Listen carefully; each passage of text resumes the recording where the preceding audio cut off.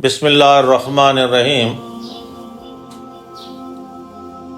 نحمدہ ونصلی ونسلم علی رسولہ الکریم اما بعد۔ آج کا یہ درس مثنوی مولائے روم 22 رمضان المبارک کو مرکز اہل سنت جامعہ اکبریہ میاں والی سے پیش خدمت ہے، اور آج کے درس میں حضرت رومی ہمیں یہ سمجھانے کی کوشش کرتے ہیں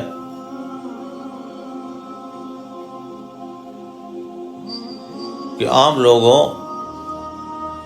اور خاص لوگوں کی چاہت میں، زندگی میں اور موت میں فرق ہوتا ہے۔ بظاہر زندگی ایک جیسی نظر آتی ہے، لیکن جب ان سے پوچھا جائے تو وہ یہ کہتے ہیں کہ ہماری سانسیں اللہ کے لیے وقف ہے، ہمارا رہنا سہنا دنیا میں بھی اللہ کے حکم کے ساتھ ہے، اور یہاں سے جانا بھی اللہ کے حکم کے ساتھ ہے، اس لیے وہ جانے پہ رنجیدہ نہیں ہوتے، دنیا کو دارالامتحان سمجھ کر اپنا وقت گزارتے ہیں، بلکہ مومن دنیا میں اپنے آپ کو قیدی سمجھتا ہے،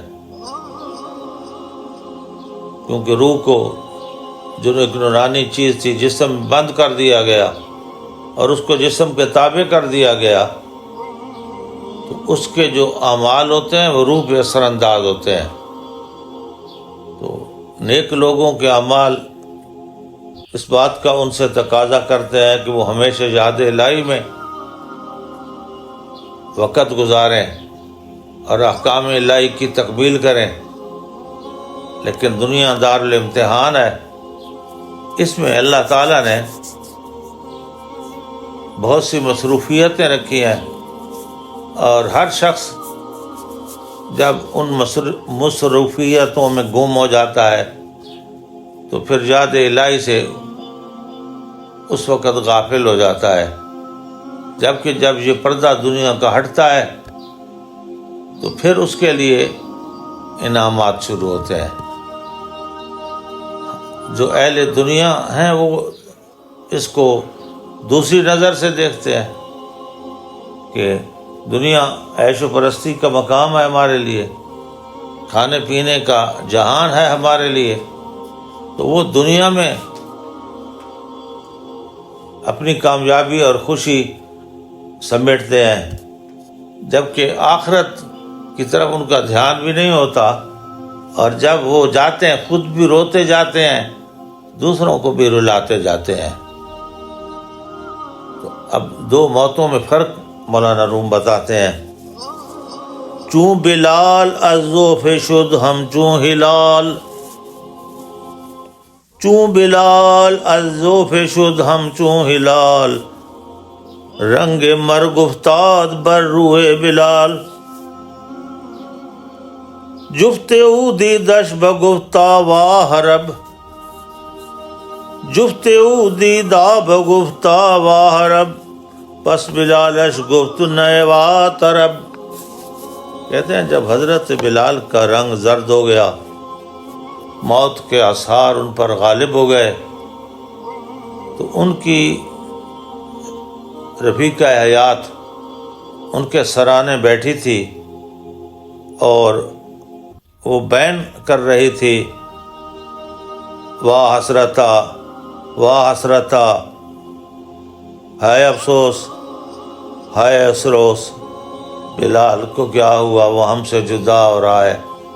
تو وہ بین کر رہی تھی، حضرت بلال لیٹے ہوئے تھے، انہوں نے آنکھیں کھولی اور وہ جو کہہ رہے تھے نا، واہ رب واہ خرب اس کے حضرت بلال نے اس کے جواب میں کہا واطرب واطرب،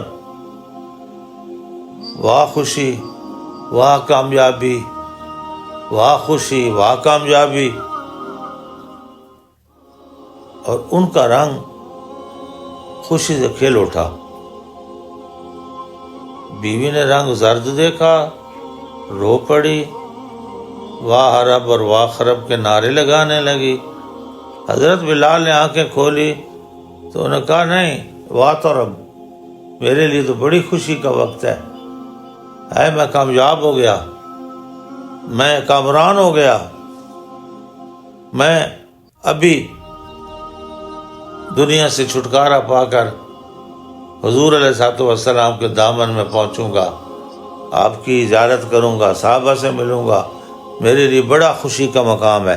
اب موت ایک ہے، ایک آدمی کے لیے وہ حسرت بن رہی ہے اور دوسرے آدمی کے لیے وہ خوشی بن رہی ہے۔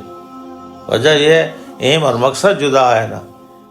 اس کا محبوب بچھڑا ہے، وہ رو رہی ہے، اس کا محبوب بچھڑا ہے، وہ رو رہی ہے، اس کو محبوب مل رہا ہے، یہ ہنس رہا ہے۔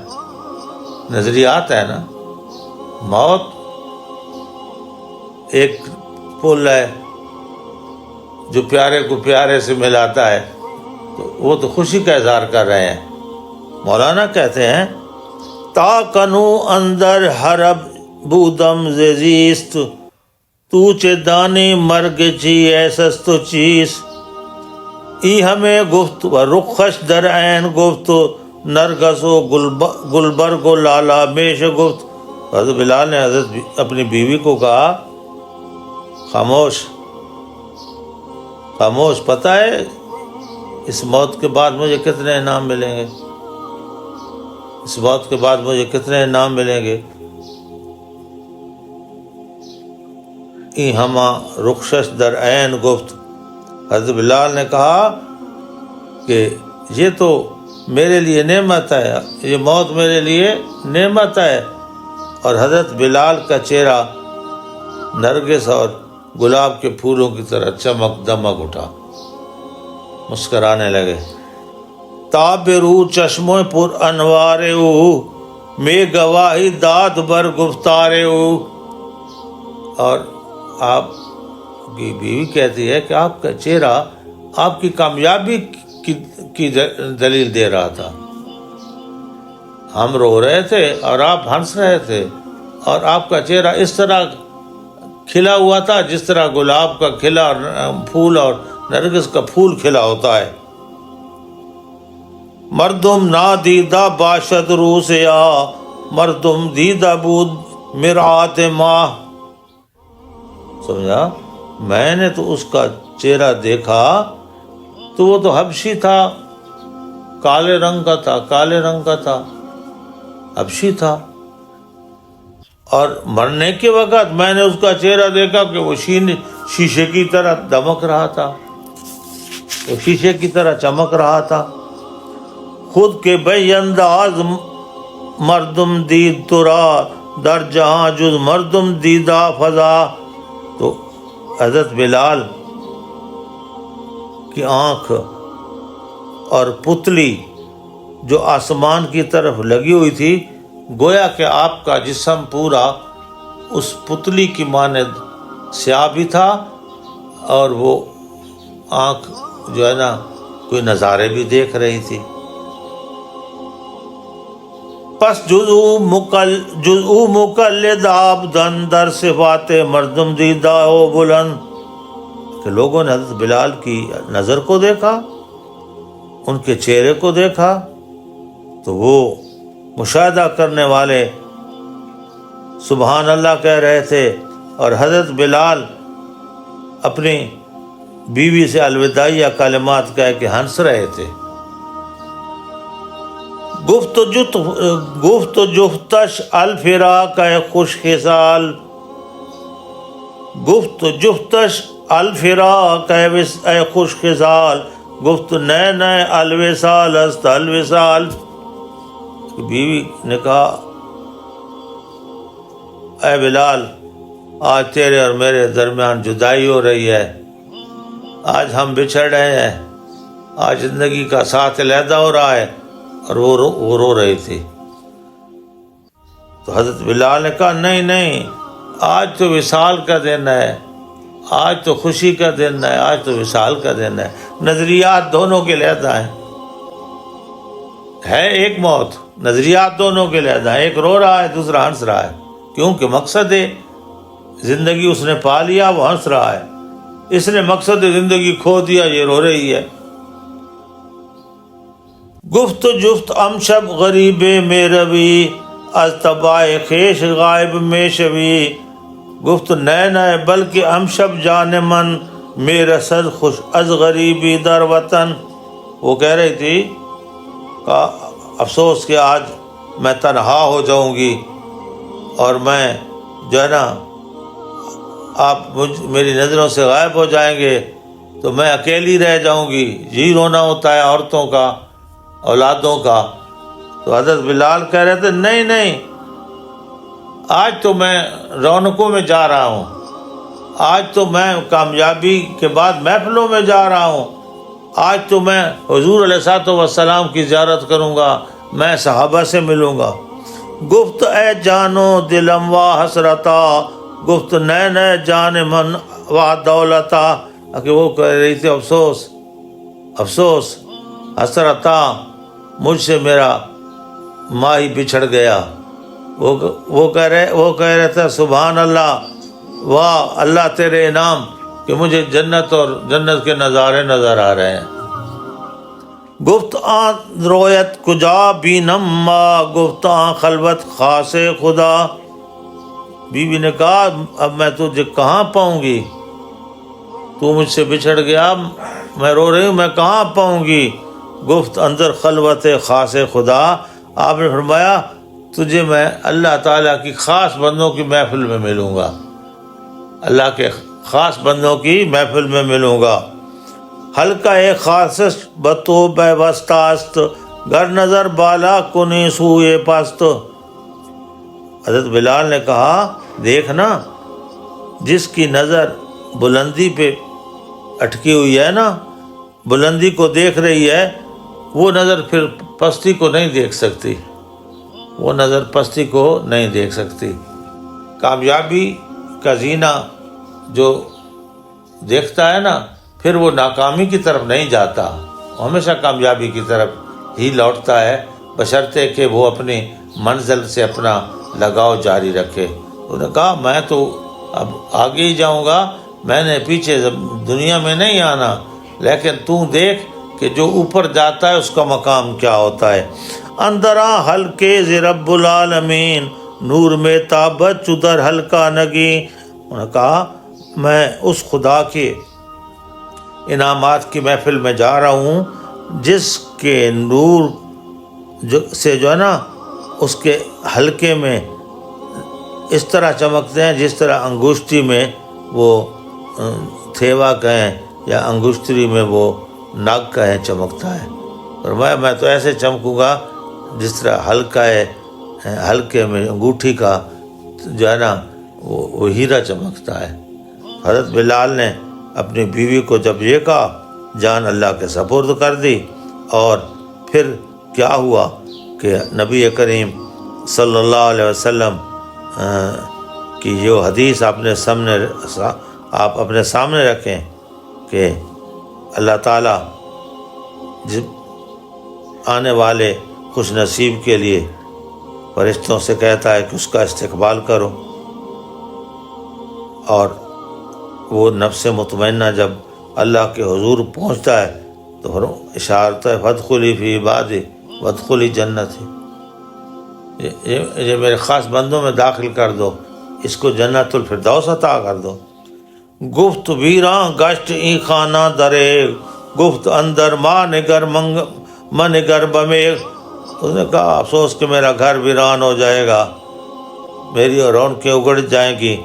آپ نے فرمایا نہیں نہیں، تو اس چاند کی طرف دیکھ، تو بادلوں کی طرف نہ دیکھ، اس چاند کی طرف دیکھ جو بادلوں میں چھپا ہوا ہے، تو میری اس نصیبی کو دیکھ کہ جو اللہ نے مجھے دنیا کی تکلیفوں کے بعد عطا فرمائی ہے۔ اب دو آدمی ہیں، دونوں کی سوچ کا فرق ہے، دو آدمی ہیں، دونوں کو مقصود کا فرق ہے۔ موت ایک ہے، ایک کے لیے حسرت ہے اور دوسرے کے لیے کامیابی ہے۔ بلال کہتے ہیں کہ انسان کو آخرت کے لیے وہ کام کرنا چاہیے کہ جب وہ جائے نا تو لوگ روئیں اور وہ ہنسے، لوگ روئیں اور وہ ہنسے۔ لوگ تو اس لیے لوگ اعلیٰ حضرت اس کو بڑی اچھی زبان دیتے ہیں، ہاں جی، فرش پہ ماتم بچیں کہ مرد سالے گیا، ہاں جی، فرش پہ ماتم بچیں کہ مرد سالے گیا، عرش پر دھومیں مچیں کہ طیب و طاہر ملا۔ فرمایا آدمی کامیاب وہ ہے جو دنیا والے رو رہے ہوں کہ ہم سے پاکیزہ انسان بچھڑ گیا، ہم سے نیک انسان بچھڑ گیا، ہاں جی، اور عرش والے خوشیاں منا رہے ہوں کہ ایک نیک روح ہمارے پاس آ رہی ہے۔ اس کے استقبال کے لیے اللہ کا حکم ہے کہ فرشتوں کھڑے ہو جاؤ صف در صف، قطار اندر قطار، ہاں جی، میرے بندے کی روح آ رہی ہے، اور اے عزرائیل نورانی غلافوں میں اس کی روح کو لپیٹ کے لاؤ، اور سارے عرش کے آس پاس فرشتوں کے جلوس کے ساتھ گھماؤ، اور اس طرح ساتوں آسمانوں میں اس کا استقبال کر کے اس کو اعلیٰ علیین تک پہنچاؤ۔ تو یہ موت جو حضرت بلال کی موت تھی وہ ان کے لیے خوشی کا باعث تھی، اور وہی موت ان کی بیوی کے لیے حسرت کا باعث تھی۔ اللہ کرے انسان کی جو زندگی حضرت بلال کو اللہ نے عطا فرمائی تو وہی ہمیں بھی عطا فرمائے۔ وآخر دعوانا ان الحمدللہ رب العالمین، آمین۔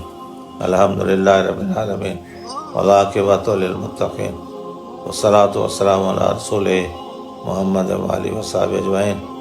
یا اللہ اس ماہ رمضان کے طاق دن اور طاق راتیں شروع ہو چکی ہیں، تیرے بندے عاجز و گنہگار مسجدوں میں بیٹھ کر، درگاہوں پر بیٹھ کر، گھروں میں بیٹھ کر دست و دعا ہے۔ یا اللہ ہماری دعاؤں کو قبول فرما، یا اللہ تنگی اسرت دور فرما، یا اللہ کامیابی اور کامرانی عطا فرما، ہمارے ملک سے معاشی بدحالی دور فرما، ہمارے ملک سے یا اللہ یہ بے راہ اور جو بے برکتی ہے دور فرما۔ اس کو ہم نے نبی کے نام پہ حاصل کیا، یا اللہ اس میں نظام مصطفیٰ نافذ کرنے کی توفیق عطا فرما، اجمعین۔